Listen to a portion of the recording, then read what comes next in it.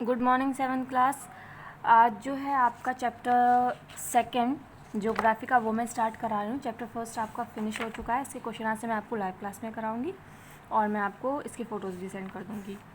अब बात करते हैं चैप्टर सेकंड की, that is layers of earth. तो क्या है इसमें?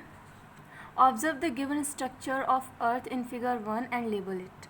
आपके में ये स्ट्रक्चर दिया हुआ है अर्थ का, जिसमें आपके 3 लेयर्स दिखाई गई हैं। तो इसमें क्या दिया गया है वो आपको यहाँ समझाया गया है। We see a variety of land forms such as plains, mountain and plateau on the surface of the earth. हमें पृथ्वी की सतह पर अलग अलग तरीके के लैंड फॉर्म्स दिखते हैं। ठीक है, लैंड फॉर्म से मतलब जैसे प्लेन्स मैदान, माउंटेन्स मतलब पहाड़ और प्लेट्यूज मतलब पठार। ठीक है, ये सारी चीज़ें हमें पृथ्वी की सतह पर मिलती हैं। Human being have always been anxious to know about this mysteries of the earth. जो ह्यूमन बीइंग है, जो मनुष्य है, वो हमेशा अर्थ की इस तरीके की जो रहस्यमयी चीज़ें हैं जिसे वो अभी तक नहीं जान पाया है, उनको जानने के लिए हमेशा एंशियस, चिंतित और उत्सुक रहता है। It is essential to know the information and structure of the interior of the earth to understand the geography of the landforms. ये ज़रूरी हो जाता है जानना कि आखिरकार जो अर्थ के अंदर जैसी भी है अर्थ, वो किस तरीके का स्ट्रक्चर है, किस तरीके से उसका फॉर्मेशन होता है और उसकी geography of the land forms. ये चीज़ समझने के लिए कि जो लैंड फॉर्म्स हैं, पहाड़ हैं, प्लेट्यूज़ हैं, सब हैं, इन चीज़ों को समझने के लिए हमें पृथ्वी की जो ज्योग्राफी है, अंदरूनी जो बातें हैं, उनको समझना होगा। The science that deals with the study of structure of the earth is known as geology. तो वो साइंस, वो विज्ञान जिसके अंतर्गत हम अर्थ का स्ट्रक्चर पढ़ते हैं, ठीक है, अर्थ के इस स्ट्रक्चर के बारे में पढ़ते हैं, उसको जियोलॉजी कहते हैं। And the scientist involve in this study are called geologist. और जो साइंटिस्ट इस स्टडी का अध्ययन करते हैं उन्हें हम जियोलॉजिस्ट कहते हैं। Let us know about the structure of the अर्थ। अब हम यहाँ पर अर्थ के स्ट्रक्चर के बारे में जानेंगे। तो क्या है structure of the earth? The indirect source like volcano eruption, earthquake and mines furnishing information that help us to learn about the earth interior. देखिए बहुत से नेचुरल डिज़ास्टर हैं जो पृथ्वी पर होते रहते हैं, जैसे कि वोल्केनो इरप्शन, कभी किसी ज्वालामुखी का फट जाना। अर्थक्वेक का मतलब होता है आपका भूकंप आ जाना। माइंस फर्निशिंग मतलब माइंस वगैरह जो हम लोग खोदते हैं उनसे, इन सब से हमें ये जानकारी पता चलती है कि आखिरकार पृथ्वी के अंदर है क्या। The earth is broadly divided into 3 concentric layer, crust, mantle and core. देखिए जो अर्थ है आपकी, उसे अगर हम मेनली देखें तो वो 3 लेयर्स में डिवाइडेड है। कॉन्सेंट्रिक मतलब जो सेंटर की ओर जाती है लेयर्स। पहली तो है आपकी क्रस्ट, दूसरी आपकी मेंटल और तीसरी आपकी कोर। ठीक है, each of this layer has its own distinctive feature.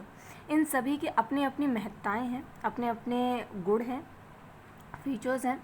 These layers are separated according to their density. In layers को इनकी डेंसिटी के अकॉर्डिंग, घनत्व के अकॉर्डिंग डिवाइड किया गया है। The density is affected by the temperature of the material and amount of pressure exerted on each. अच्छा, ये डेंसिटी किस तरीके से अफेक्ट होती है, क्या किस तरीके से इस पर प्रभाव पड़ता है? जो टेम्परेचर है, जो मटेरियल है, मान लीजिए the density is affected by the temperature. जो डेंसिटी है वो टेम्परेचर से अफेक्टेड होती है of the material and amount of the pressure exerted from the earth. जो भी ऑन ईच, देखिए जो भी अमाउंट ऑफ प्रेशर या टेम्परेचर पड़ता है वो तब पड़ता है कि उसके अंदर क्या चीज़ें मौजूद हैं, उस पर जो मटेरियल उसके अंदर है, अमाउंट ऑफ प्रेशर उसके अंदर है, उससे फ़र्क पड़ता है टेम्परेचर पर। The crust of the earth is the thinnest and least dense layer.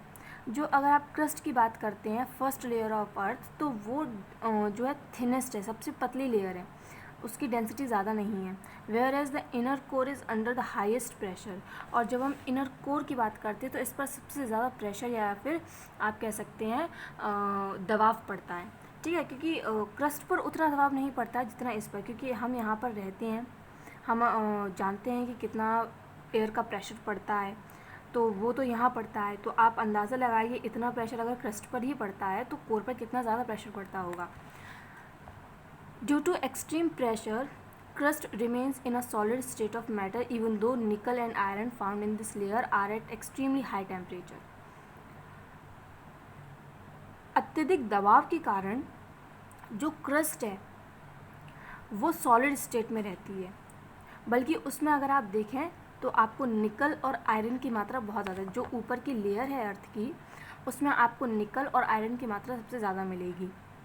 This layer are at extremely high temperature, और ये जो लेयर्स है वो हाई टेम्परेचर की होती है, इसमें टेम्परेचर तापमान बहुत ज़्यादा जल्दी बढ़ जाता है। ऑन द अदर हैंड अगर हम उसी दूसरी ओर देखते हैं, the outer core remains in a Merton state of matter even though it is made of some material as the inner core, since there is not enough pressure to change it to a solid। वहीं अगर हम बात core की करें तो हमने कभी core देखी तो नहीं है कि उसमें क्या है, लेकिन वैज्ञानिकों का ये मानना है क्योंकि पृथ्वी पर इतना प्रेशर पड़ता है, तो अगर इतना ही इससे कई गुना ज़्यादा प्रेशर जो है कोर पे पड़ता है, तो वो ये कहते हैं कि अंदर की जो अवस्था है वो लिक्विड है, मतलब वहाँ पे सब तरल अवस्था में है।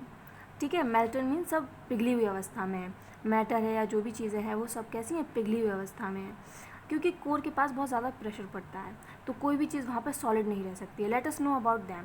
ये आपका एक स्ट्रक्चर दिया हुआ है, पहला आपका दिया हुआ पैरामीटर्स, क्रस्ट, मेंटल, कोर। तो सबसे पहले लोकेशन की बात करते हैं। Outer most layer of earth is earth surface. जो क्रस्ट है वो आपकी सबसे, जिस सरफेस पे हम खड़े हैं इस वक्त वही क्रस्ट है। मेंटल की बात करते हैं तो क्रस्ट के नीचे की जो लेयर है उसको हम मेंटल कहते हैं। और इनर मोस्ट लेयर, मेंटल के बाद जो लेयर आती है उसे हम कहते हैं कोर। थिकनेस कितनी है? Beneath the ocean thickness varies from 5 to 8 kilometre and under the continent landform से 35।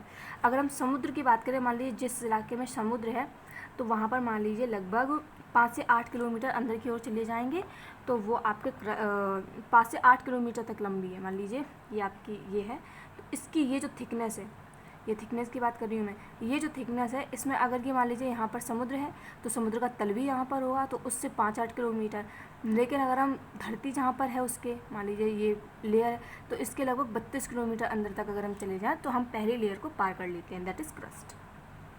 Now under the continental land mass about 35, जो मैं बता चुकी हूँ कॉन्टिनेंटल मतलब जहाँ पर आपको कॉन्टिनेंट मिल जाएंगे, अगर वहाँ पे खुदाई की जाती है तो वो 35 किलोमीटर लगभग होगा। About 2900 kilometre. क्रस्ट के बाद, क्रस्ट के मान लीजिए 35 किलोमीटर खोदने के बाद आप उसके बाद 2900 किलोमीटर और अगर खोदते हैं तो आप मेंटल तक पहुंच जाते हैं, मेंटल को पार कर लेते हैं। और उसके बाद 3500 किलोमीटर खोदने के बाद आप कोर तक पहुंचते हैं, जहाँ तक यहाँ तक तो कोई पहुंच नहीं पाया है, यहाँ तक भी हम मुश्किल से ही पहुँचे हैं, तो ये तो बहुत दूर की बात है। वॉल्यूम की बात करते हैं। Constitute about 1% of the volume of the अर्थ, लगभग 1% बढ़ जाता है। Constitute about 84% the volume of the अर्थ, अगर इतना अंदर तक जाते तो 84% बढ़ जाता है। और लगभग 15% द वॉल्यूम ऑफ द अर्थ, जितना इन दोनों को मिला के बढ़ता है उसका 15% जो है उससे ज़्यादा ही आप मान लीजिए वो कोर का होता है। कंपोजिशन देखिए, जो क्रस्ट है उसको एक और नाम से जाना जाता है, वो सिमे, ठीक है, सिमे के नाम से भी जानते हैं। क्यों जानते हैं? क्योंकि एक तो इसमें सिलिकॉन की मात्रा बहुत है, एल्यूमिनियम की भी तो है, और मैग्नीशियम, सिलिकॉन और मैग्नीशियम की मात्रा इसमें काफ़ी ज़्यादा पाई जाती है, तो इसे सिमे कहा जाता है। वैसे तो इसमें कौन कौन से आपको silicon, aluminium, magnesium. Ocean crust में आपको क्या मिलेगा? Made up of silicon and magnesium is called sima, sima कहते हैं। Continental land mass made up of silicon and aluminium is called sial, ठीक है। तो वो लैंड मास जहाँ पर सिलिकॉन और एल्यूमिनियम मिलता है उसको हम सियाल कहते हैं, और ओशियन का जो क्रस्ट है, ओशियन की जो परत है उसको हम सिमा कहते हैं, ठीक है। अब इधर आ जाते हैं, तो अगर आप इसको देखेंगे सिलिकॉन, आयरन और मैग्नीशियम, इस लेयर में आपको सिलिकॉन, आयरन और मैग्नीशियम मिलते हैं। और कोर में known for a knife edge it is made up of निकल एंड आयरन, यहाँ पर आपको निकल और आयरन, निफे इसको कहते हैं, ठीक है। और निकल और आयरन यहाँ पर ज़्यादा होता है क्या है, मिलता है। डेंसिटी लेस देन 3 G, मुझे नहीं पता एक्चुअली इस वैल्यू को क्या कहते हैं, आई हैव नो आइडिया कि इसको क्या कहेंगे, तो आप देख लीजिएगा। The oceanic crust is denser then the continental crust, जो ओशियनिक क्रस्ट होती है वो ज़्यादा घनत्व वाली होती है कॉन्टिनेंट क्रस्ट से, ठीक है। इसका 3.5 to 5.5 है, इसका 3 है, 3.5 तो मतलब ये ज़्यादा होता है, और various from 3.5 to and 5.5 G, ठीक है। तो मुझे एग्जैक्टली ये नहीं पता कि किस वैल्यू को शो कर रहा है, तो मैं आपको बाद में बता सकती हूँ, लेकिन अभी मुझे आइडिया नहीं है। तो मैंने आज आपको ये बताया है, what is this, it is about layers of earth, crust, mental and core.